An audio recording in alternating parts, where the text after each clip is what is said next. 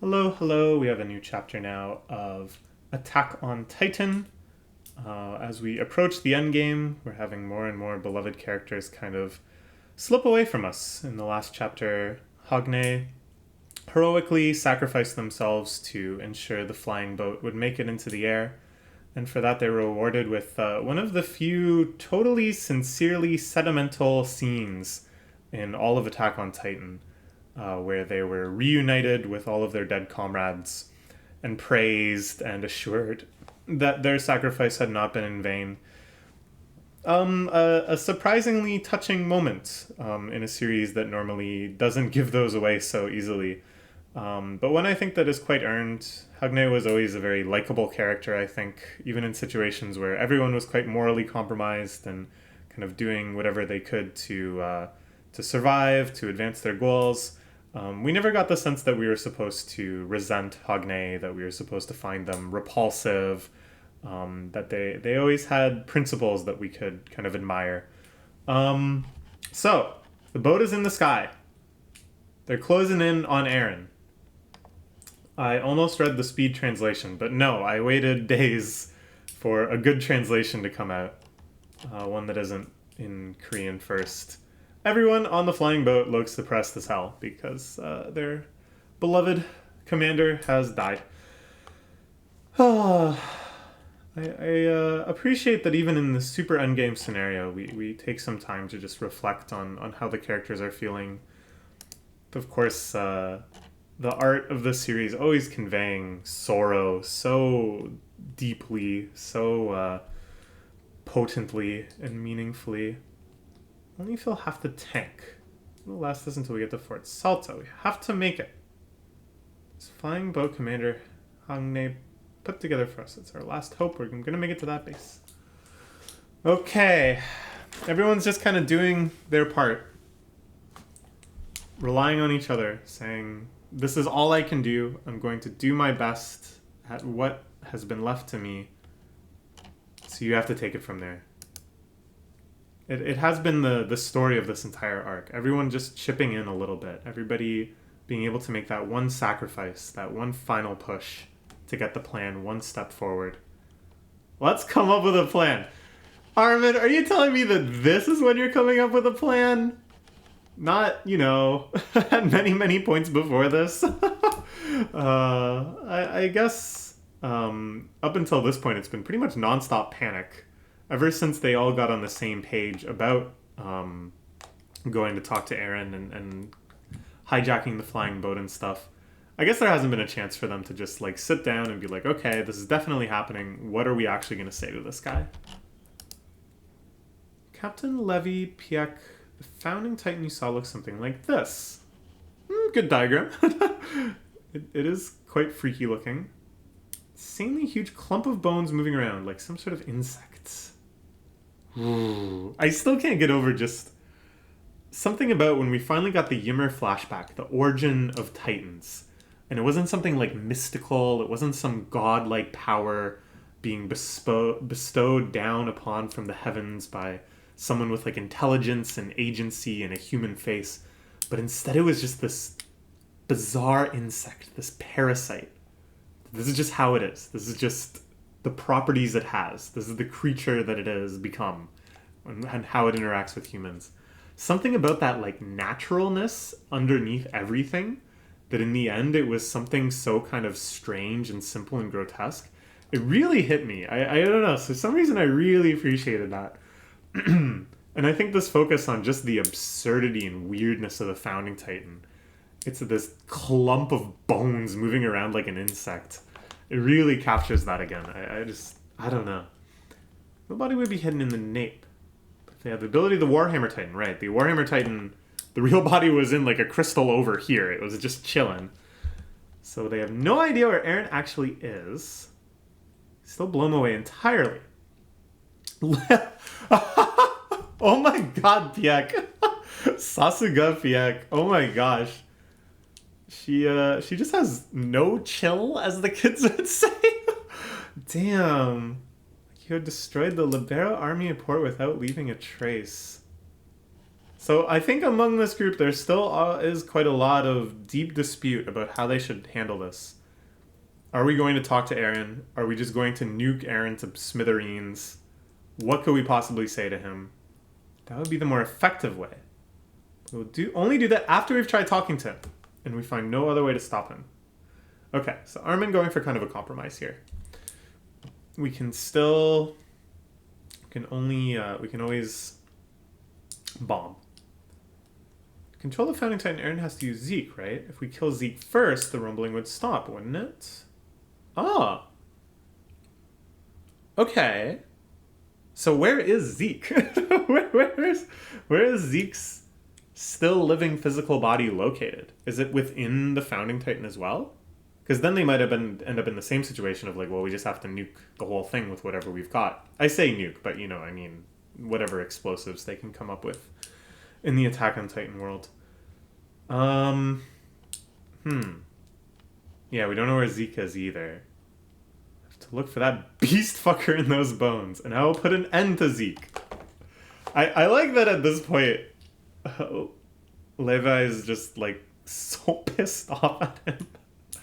Just think of their entire history at this point. Going all the way back to when the Beast Titan was just this bizarre Titan that could talk and throw stuff.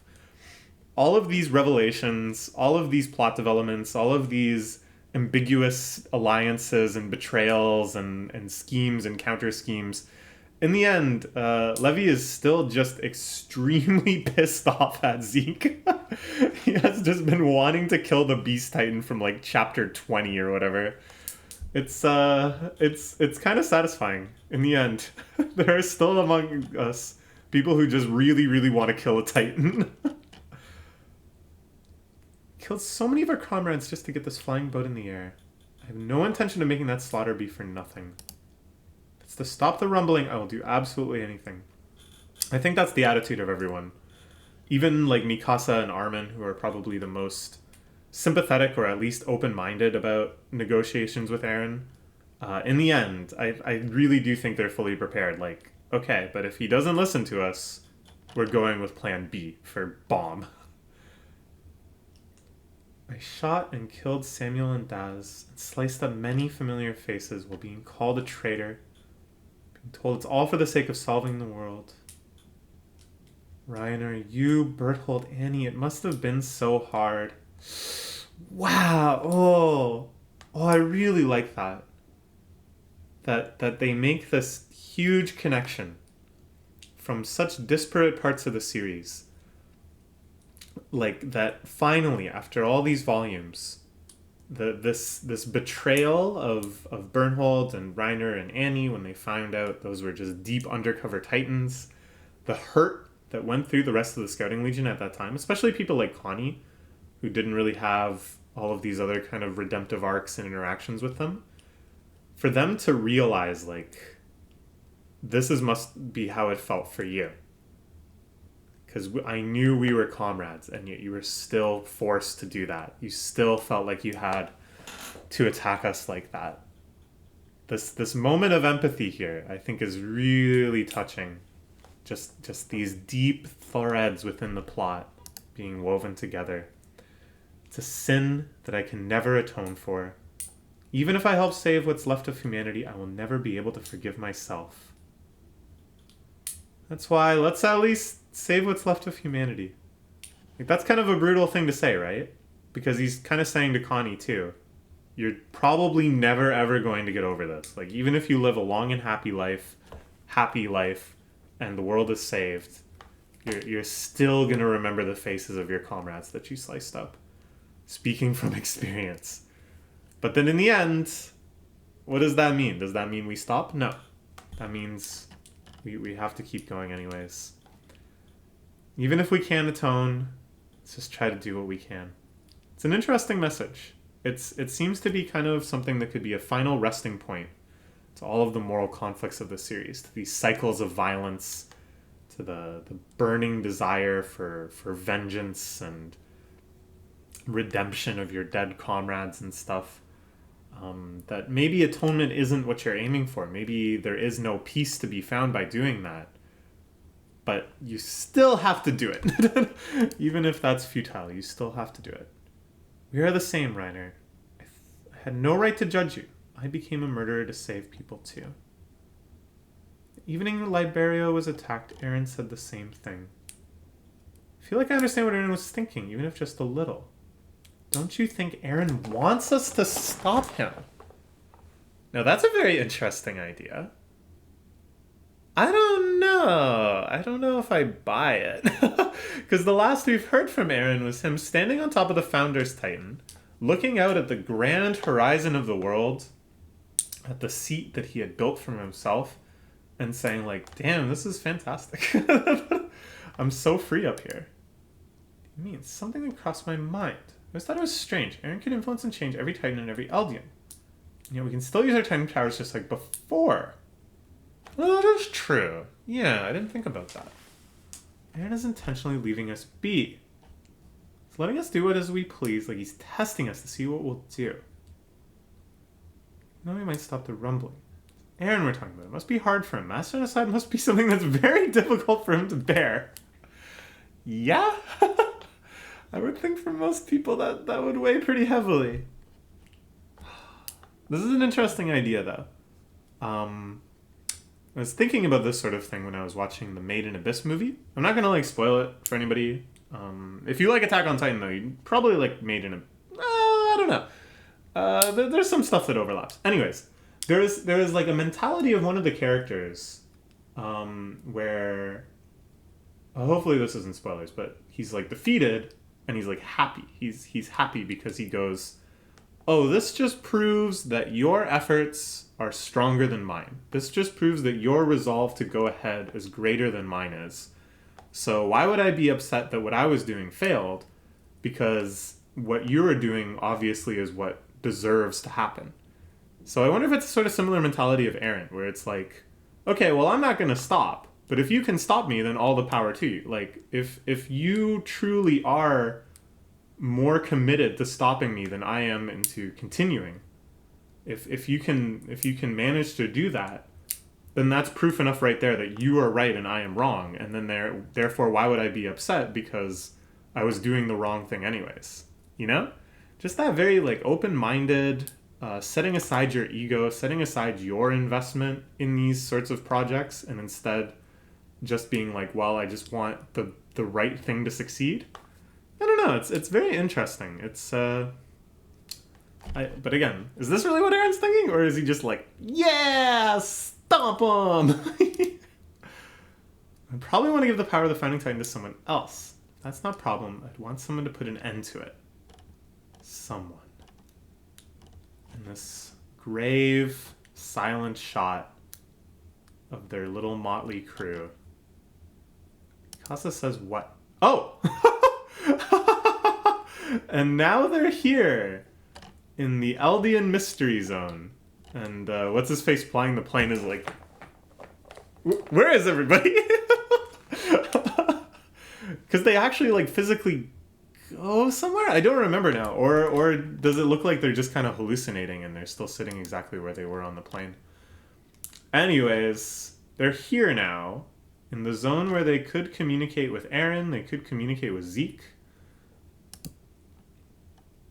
Again. Oh, you were listening. Oh. So, yeah, I suppose if Eren has the ability to like influence and control all the Eldians, it follows that he can just kind of tap into their conversations and their minds and stuff too, right? That's enough. After this, no one will dare lay a hand on Paradise Islands for at least a few hundred years. Something about the like... I don't know. It's like Armin knows his history too well now. He knows the tragedy of history is that all he can promise is a few hundred years. And then almost inevitably, somebody's going to want to start shit again. Achieved that much with that much terror and destruction. If you stop now, it'll still be possible to sign a non-aggression treaty. You don't need to kill any more people. The island is fine now. It's our fault. We're the ones that pushed you this far. It's an interesting take. From now on, we can handle it. You don't have to keep killing for us anymore. Eren, I hated you for what happened to Sasha, but you were probably sad about it, weren't you? And still, I hadn't even tried thinking about it from your point of view. In the end, that it's all about empathy, that it's all about not, making good for this and that. It's not about atonement and vengeance, but instead just acknowledging, like, oh, it was so shitty what happened to me, but it was probably extremely shitty for the person who did it, too. Let's just call it off. Let's just move it on. Eren, I want to carry the burden of your sin together. We committed the same sins, so please don't push us away anymore. This, of course, is the chapter title, Sinner. So please come back.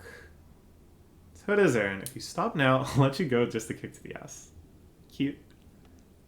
Why don't you say something too? And here it seems like they're kind of struck by his presence. Is he communicating with them telepathically? That would be like a dirty trick on the mangaka's part to leave us out of the loop of that part of the conversation, so that when they actually go and physically confront Eren, we don't know what he's been saying to them. That's a dirty trick, But, I mean, it would be very suspenseful. I can't deny that. Oh, okay. So here are Eren's words. The rumbling will not stop. I will not abandon Paradise Island and entrust its future to luck either. I will keep moving. Okay. All right. There he is. They just run at him.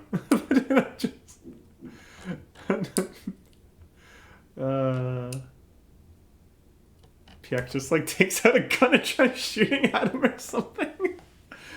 I don't know. I don't think those are the rules of this place. Ooh, it's Eren as a kid. Oh man. What does that mean?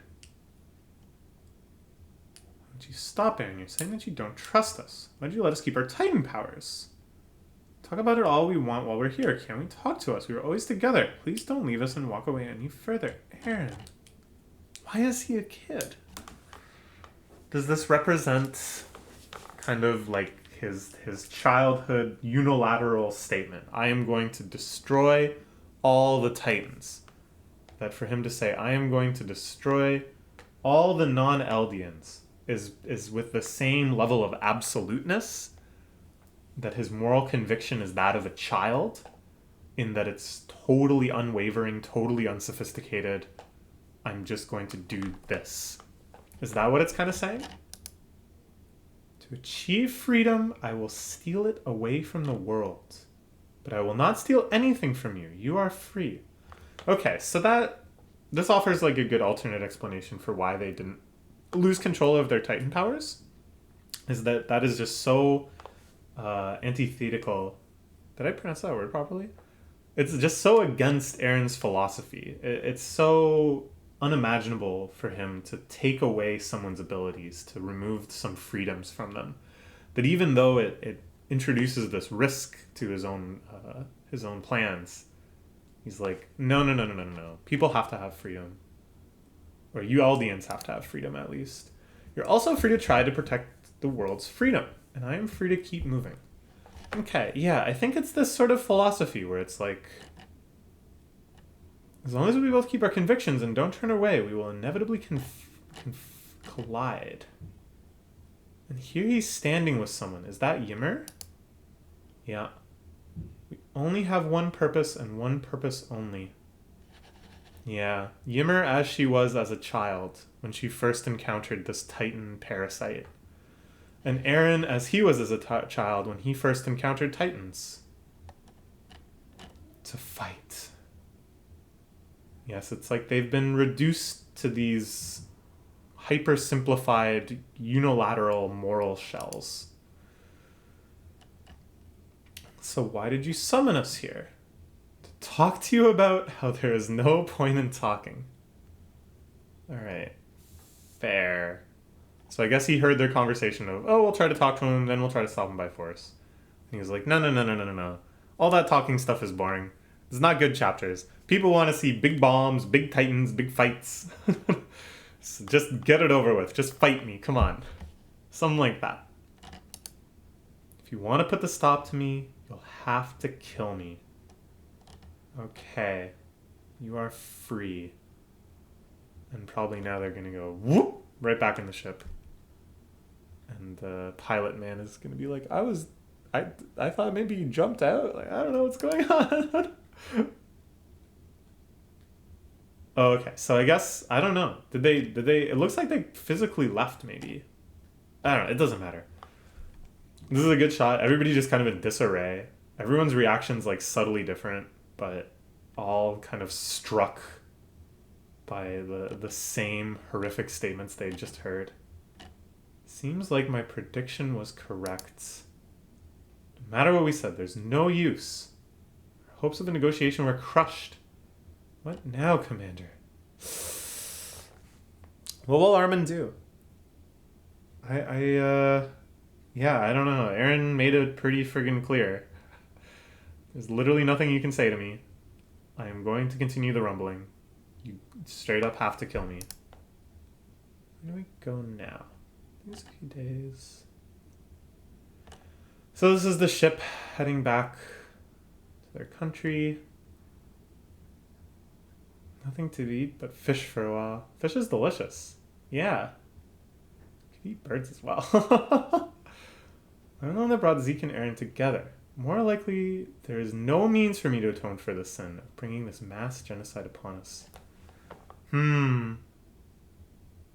This is a good recurring theme through this chapter. What will she do anyways? If you go back, you wouldn't have interfered with the Eldians, and would just let them all die without trying to help. I cannot go back in time, however I feel deep regret for what I have done. I cannot say that I've tried my best to find other possible solutions to help the Eldians survive.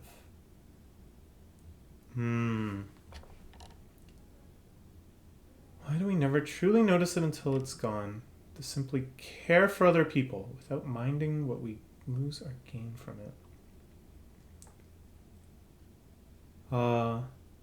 These are good shots. I like how her face is like mostly framed out of these panels, and you just see the tears and this kind of shakiness. And then we linger so much more on Annie, who's not saying much, but we know many of these themes still resonating. Her very practical, scrupulous ways of judging where alliances should be formed, who to entrust her power to. Realizing that maybe all along she should have just been caring for other people.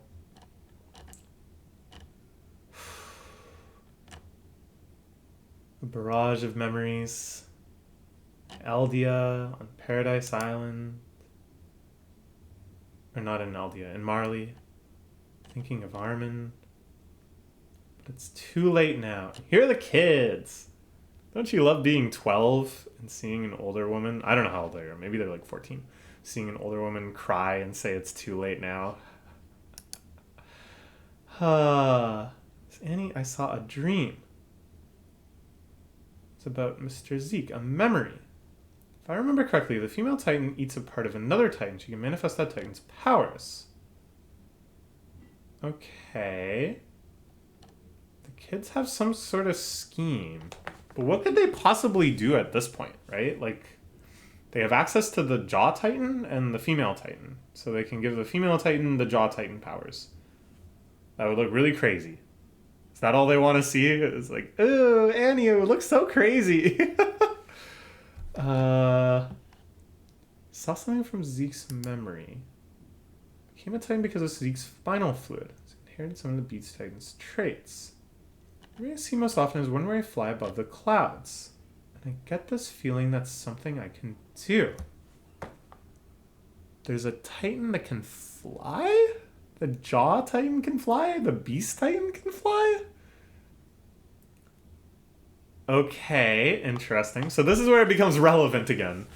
Where they can move in the dimension of the rest of the plot, i.e. go up into the sky. This means in the past there was a Beast Titan that grew wings. It was kind of bird-like. It looked nothing like Galliard's Beast Titan. That's why we're going to go. Oh, but if they Titanize here, yeah. They'll sink everybody on the ship. Human power we've lost. It's too late. Yeah, like, what is their plan? Why would they want to go? There's no way in which they're better equipped to deal with Eren than the people who are already on their way to see Eren. Not only they can fight him better, or they certainly can't negotiate better. So why would they do this? Why would they put everything at risk just to show up and then not really do anything? I do not mind if the ship sinks, if it means I won't have to gather another regret. That's cold. Oh, that's cold. The idea of, like, I would rather die than go on living an even more regretful version of my life. Oh, that's cold. What a thing to say. I mean,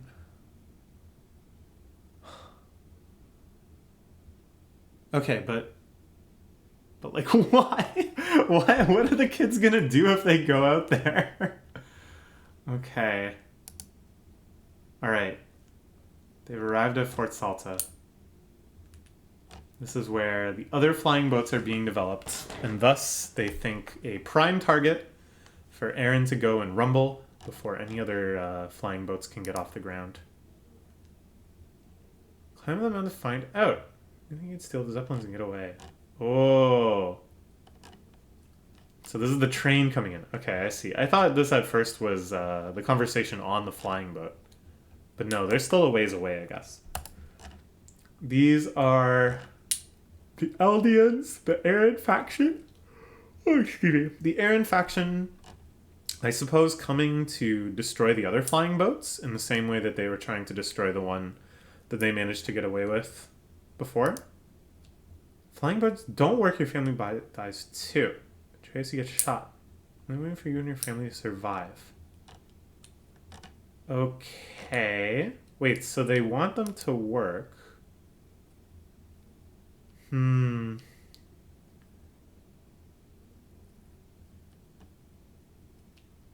this is Gabi and Falco's parents, I think. Right? Yeah.